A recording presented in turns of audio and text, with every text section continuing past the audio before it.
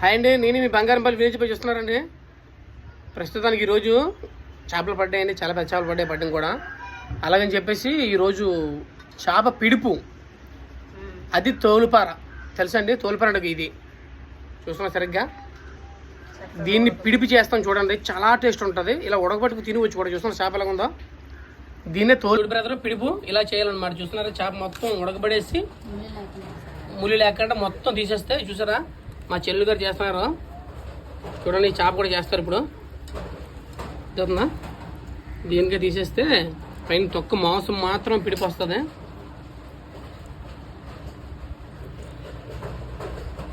తోలుపార పిడిపండి చూడండి friends. Already మా చెల్లు గారు కూర వండేశారు, రెడీ అయిపోయింది. ఇది చేప పిడిపి అనమాట. చూస్తున్నారా, సారీ కూర కాదు, చేప పిడుపు. దీన్ని టేస్ట్ చేసినా చూడండి ఎలా ఉంటుందో. మామూలుగా ఉండదని చూసి చెప్తున్నానండి.